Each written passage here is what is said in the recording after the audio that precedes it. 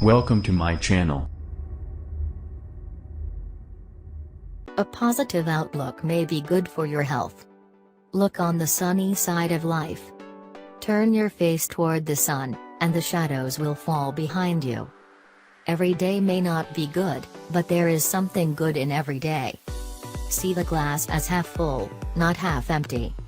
Researchers are finding that thoughts like these, the hallmarks of people sometimes called cockeyed optimists, can do far more than raise one's spirits.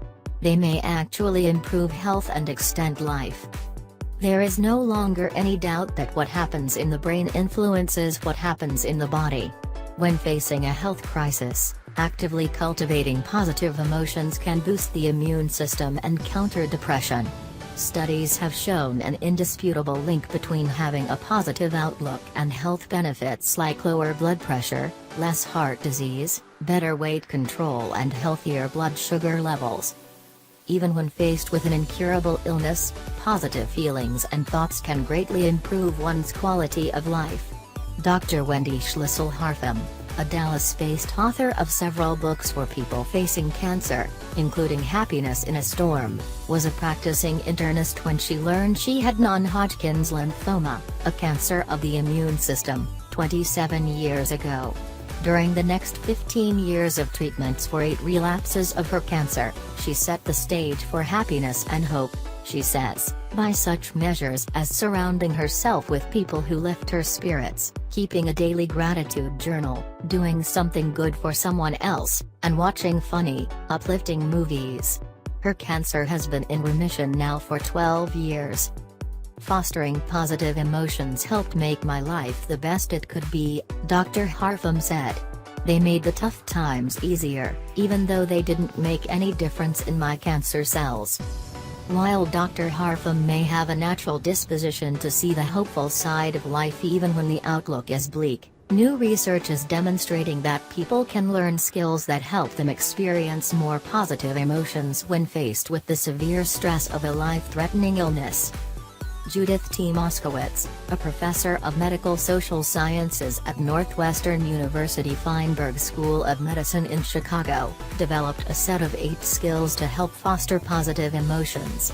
In earlier research at the University of California, San Francisco, she and colleagues found that people with new diagnoses of HIV infection who practiced these skills carried a lower load of the virus, were more likely to take their medication correctly, and were less likely to need antidepressants to help them cope with their illness.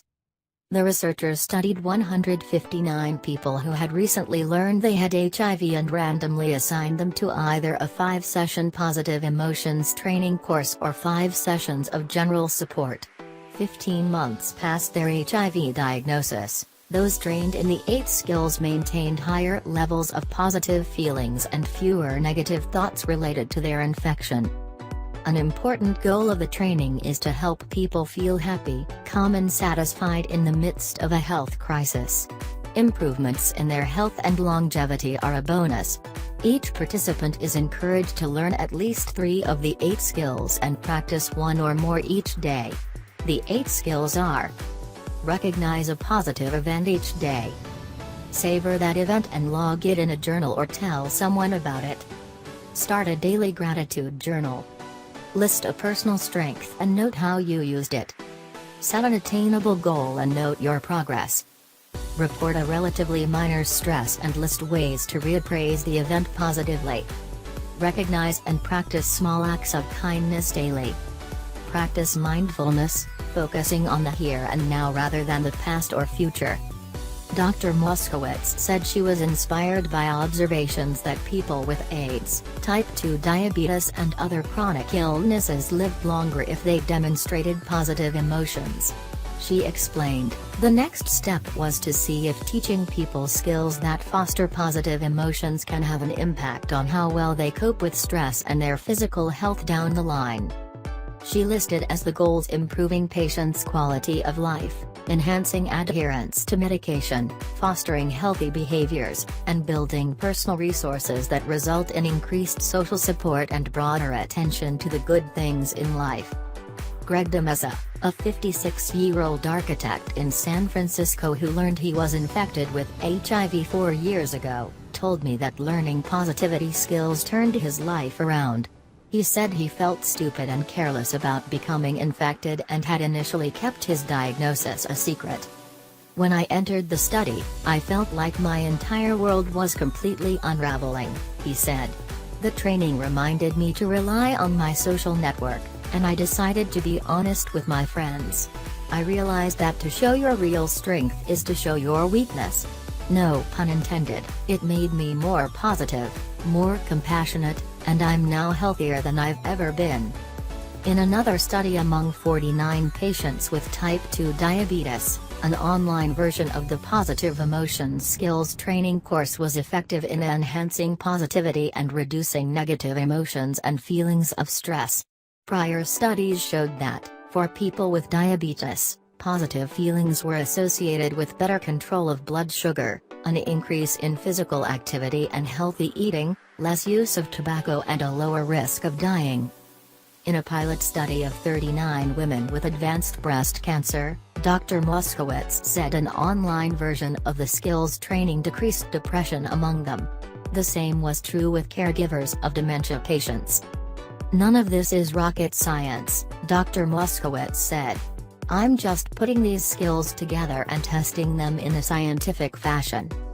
In a related study of more than 4,000 people 50 and older published last year in the Journal of Gerontology, Becca Levy and Avni Bhaveshi at the Yale School of Public Health demonstrated that having a positive view of aging can have a beneficial influence on health outcomes and longevity.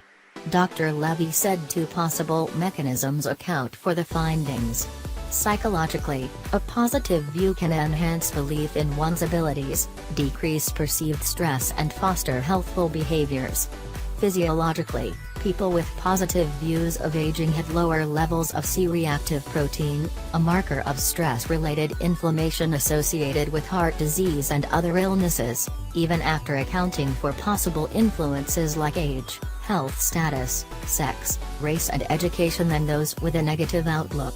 They also lived significantly longer.